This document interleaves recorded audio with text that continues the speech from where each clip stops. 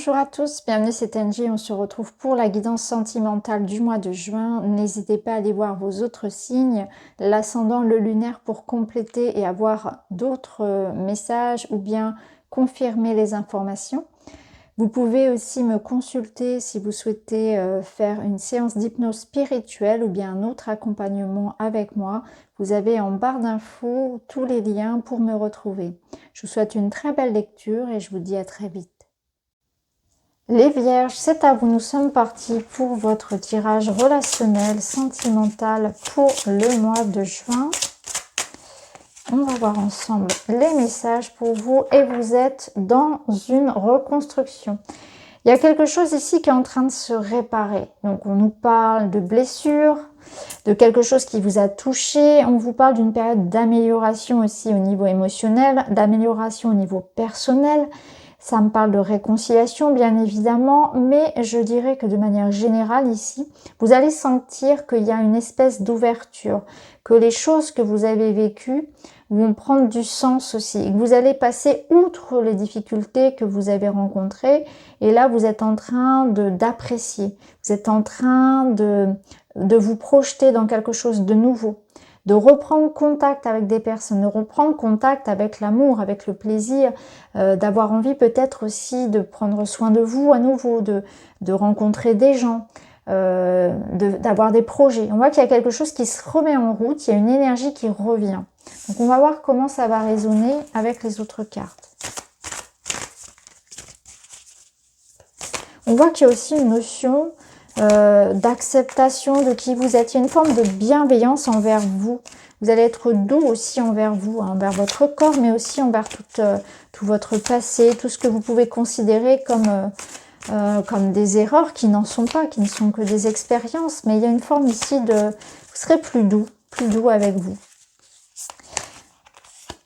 Alors, vous voyez ici, on a la reconstruction. Donc, on voit que vous êtes dans une étape de guérir quelque chose. Peut-être que pour certains, on entame aussi une thérapie. On fait un travail sur l'enfant intérieur, sur le karmique, sur le transgénérationnel. Ça, je vous le propose, vous le savez, en hypnose.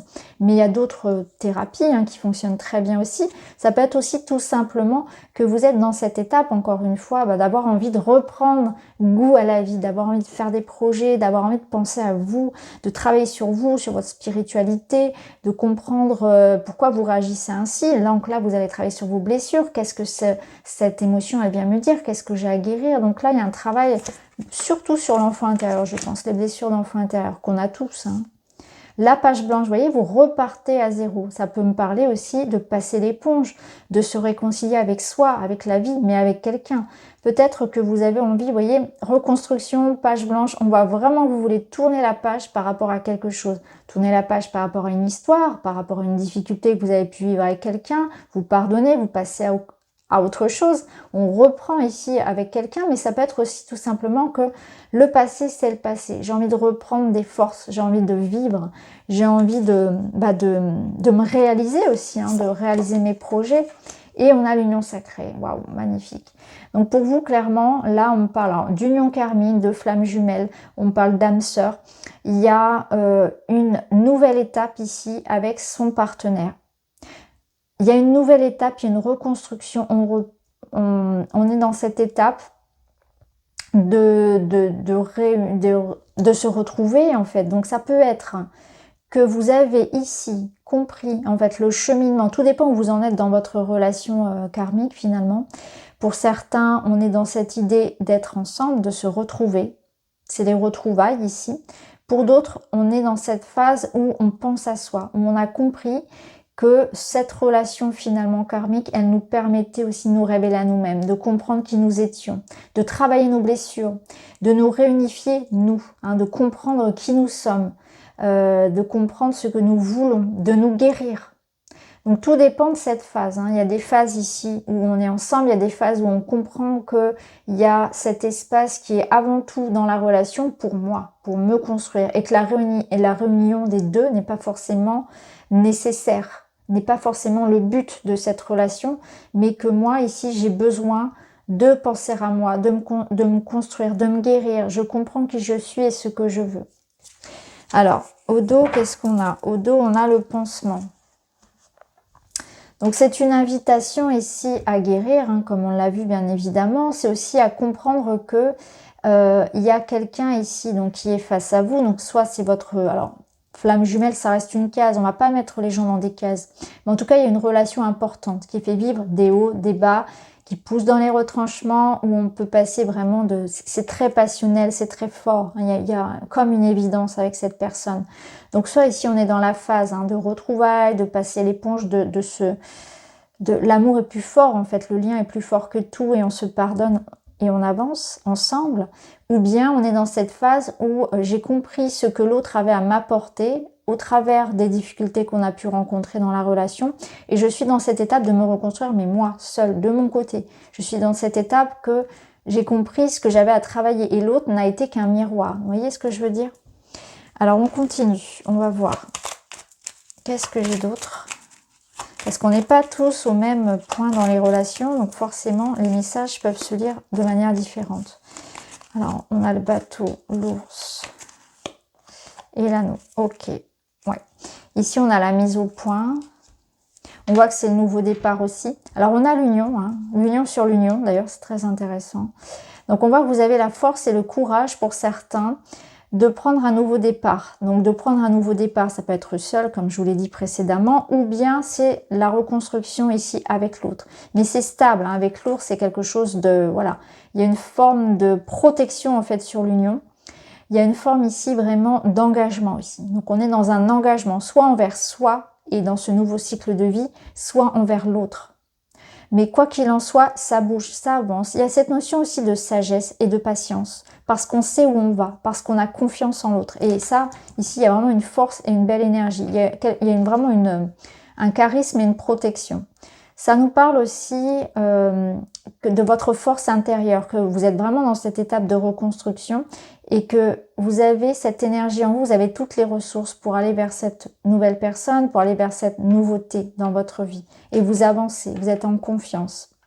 Pour certains, ici, concrètement, on va nous parler de contrat et d'engagement, peut-être de quelque chose lié à un voyage, peut-être quelque chose lié à une mobilité professionnelle, à un déménagement aussi, ça peut être ça. Vous avez besoin d'une nouvelle aventure. On sent vraiment que vous avez besoin d'un échappatoire et de nouvelles aventures. Donc ça va être nouvelle aventure géographique, nouvelle aventure, un nouveau défi professionnel pour vous, une nouvelle aventure dans le couple aussi, mais vous avez besoin de cette nouveauté. Alors on continue, on va voir ce qu'on a d'autre.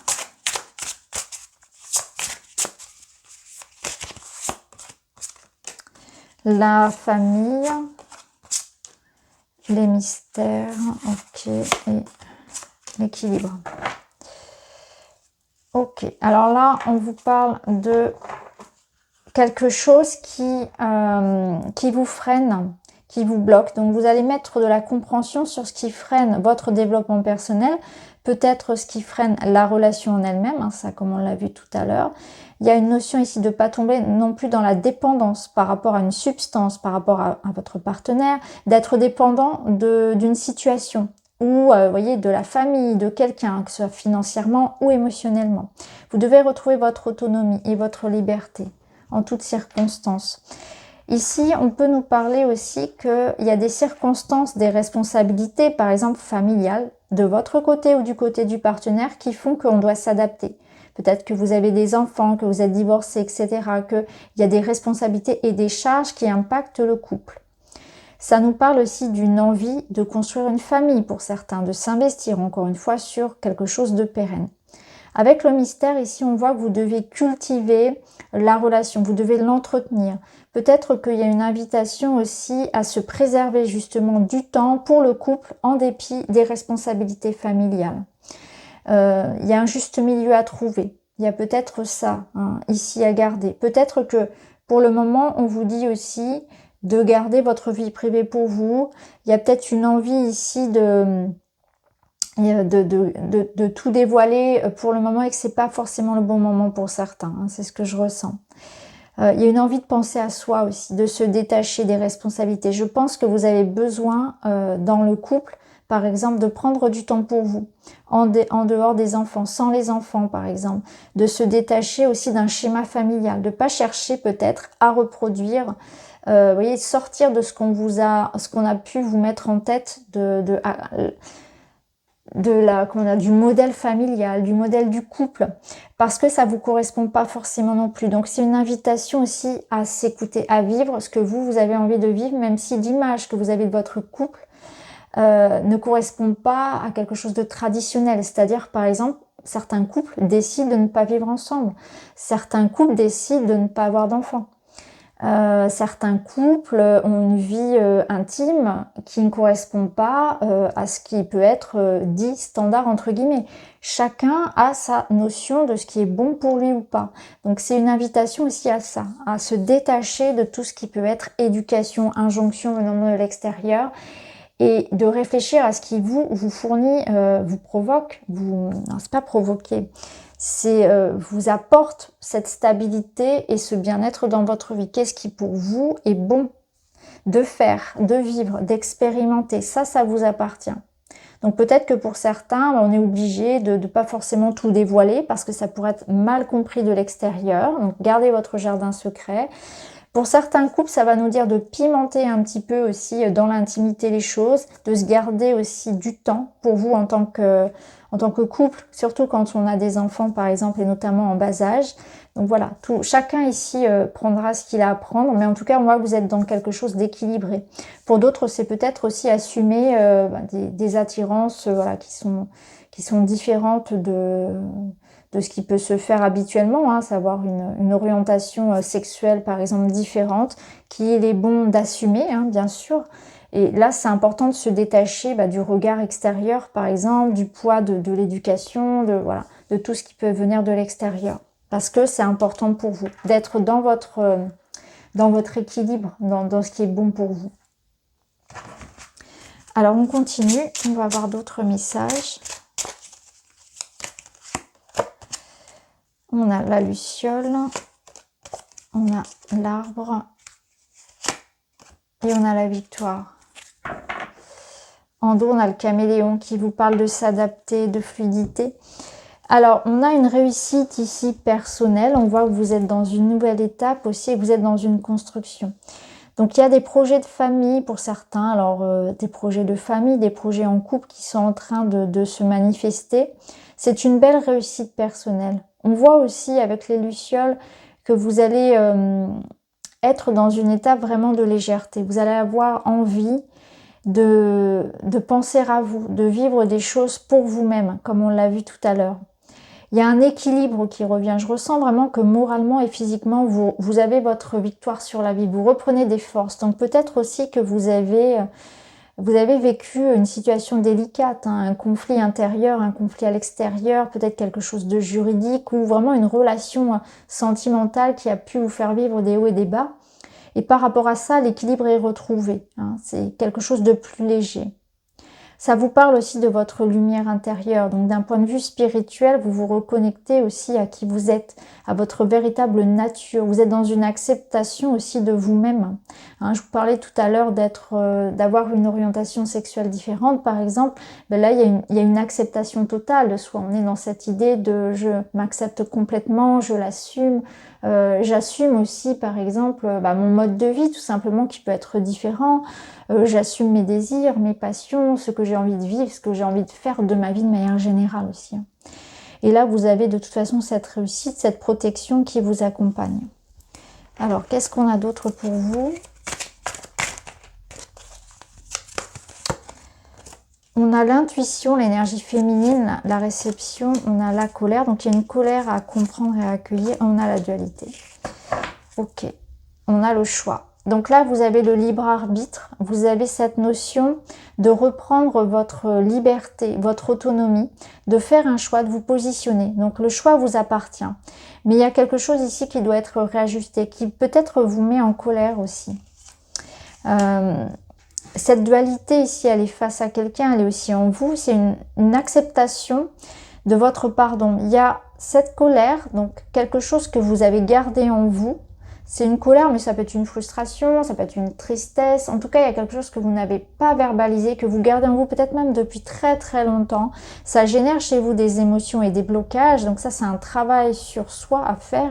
C'est un travail sur l'enfant intérieur. C'est un travail sur vraiment une émotion qu'on doit libérer pour se comprendre. Donc peut-être que parfois, même vous vous rendez compte que vous avez des comportements qui ne sont pas adaptés. Et vous avez envie de mettre du sens, vous avez envie de sortir de ça, hein, d'arrêter de fonctionner ainsi, hein, de vous cacher, ça peut être de manipuler, ça peut être de mentir, ou une colère, comme ça vous allez vous mettre en colère de manière excessive. Et tout ça, vous avez envie de donner du sens à ça pour comprendre, pour aller à l'origine de ça et s'en libérer. Hein. Ça, on peut le faire en hypnose, on peut le faire par différentes thérapies. Ça, ensuite, cette colère, ça peut être face à quelqu'un. Donc, il y a quelque chose ici qui est bon à comprendre. C'est que sentir que de toute façon, quand face à une personne ou à une situation, ça vibre pas avec moi, je me sens pas à ma place, c'est qu'il est bon ici, c'est qu'il y a une décision à prendre. Donc après, le choix vous appartient bien sûr, mais sachez que ces émotions-là ne sont que des messagères pour vous donner une forme de direction à votre vie, hein, de savoir diriger vers ce qui vous convient ou pas. Mais je sens que pour certains, on va vraiment peut-être avoir une discussion, un échange, peut-être même se disputer, hein, et mettre un terme à quelque chose, mais c'est aussi un travail en soi et sur ses émotions, et notamment la notion de colère et de liberté, de choix, de libre arbitre dans votre vie, que vous devez vraiment prendre en considération. Alors, on termine avec un petit message. J'harmonise l'énergie de mes chakras. Je prends soin de mon corps énergétique autant que de mon corps physique. J'accueille cette énergie vitale qui circule par mes chakras, dont les 7 principaux sont situés le long de la colonne vertébrale jusqu'au sommet de ma tête et qui améliorent ma santé, mon bien-être et ma vitalité. Donc là, on vous recommande un travail sur l'énergie des chakras, soins énergétiques, etc. Mais c'est aussi que vous prenez soin de vous dans la globalité. Donc c'est très intéressant parce que c'est vraiment une redirection. Vous allez ressentir qu'il y a des choses qui ne sont plus bonnes et au contraire, vous allez nourrir davantage de choses qui vous font du bien. Donc voilà pour vous les amis, j'espère que ça vous parle. N'hésitez pas à me dire en commentaire. En tout cas, je vous remercie d'avoir écouté. Je vous retrouve très vite.